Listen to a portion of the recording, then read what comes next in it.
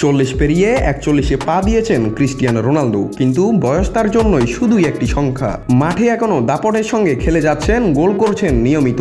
এবার পেলেন আরও একটি বড় স্বীকৃতি। বিশ্বের সর্বোচ্চ আয়কারী অ্যাথলেটের তালিকায় টানা দ্বিতীয়বারের মতো সবার উপরে অবস্থান পর্তুগিজ মহাতারকার। খেলাধুলার আর্থিক বিষয়ের সংবাদ মাধ্যম স্পোটিকো প্রকাশ করেছে 2024 সালের সর্বোচ্চ আয় করা অ্যাথলেটদের তালিকা। আর সেই তালিকায় সবার উপরে রয়েছেন ক্রিস্টিয়ানো রোনালদো। গেল বছর রোনালদোর মোট আয় ছিল $26 কোটি, যা প্রায় 3150 কোটি টাকা। শুধু সৌদি ক্লাব আল নাসর থেকেই পারিশ্রমিক বাবদ তিনি পেয়েছেন $21 কোটি 50 লাখ। আর স্পন্সর চুক্তি থেকে এসেছে আরও $4 কোটি 50 লাখ।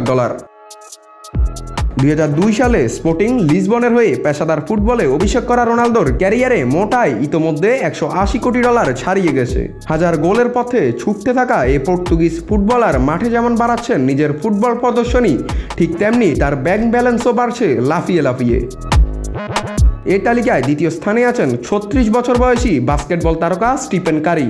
গোল্ডেন স্টেট ওয়ারিয়র্সের এই তারকার বার্ষিক আয় $15 কোটি 38 লাখ। তৃতীয় স্থানে রয়েছেন ব্রিটিশ বক্সার টাইসন ফিউরি, যিনি আয় করেছেন $14 কোটি 70 লাখ। চতুর্থ স্থানে রয়েছেন ফুটবলের আরেক কিংবদন্তি লিওনেল মেসি। ইন্টার মায়ামির হয়ে খেলা এই আর্জেন্টাইন তারকা আয় করেছেন $13 কোটি 50 লাখ। পঞ্চম স্থানে আছেন লেব্রন জেমস, যার আয় $13 কোটি 32 লাখ।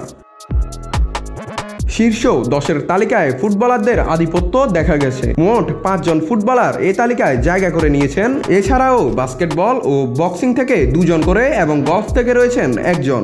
সান্তোসে ফেরা নেইমার গেল বছর $13 কোটি 30 লাখ আয় করে তালিকার 6।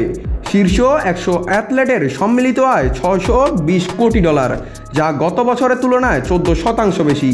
তবে অবাক করা বিষয় হলো, টানা দ্বিতীয়বারের মতো কোনো নারী অ্যাথলেট এই তালিকায় জায়গা পাননি। খেলার মাঠে এখনও রেকর্ড গড়ছেন, অর্থ উপার্জনেও তেমনি এগিয়ে রোনালদো। বয়সের তোয়াক্কা না করে এখনও নিজের সর্বোচ্চটা দিয়ে খেলে যাচ্ছেন এই পর্তুগিজ কিংবদন্তি। হাজার গোলের ক্লাবে কবে ঢুকবেন রোনালদো? এখন শুধু তারই অপেক্ষায় CR7 ফ্যানরা। নাত রাহুল, নিউজ না স্পোর্টস।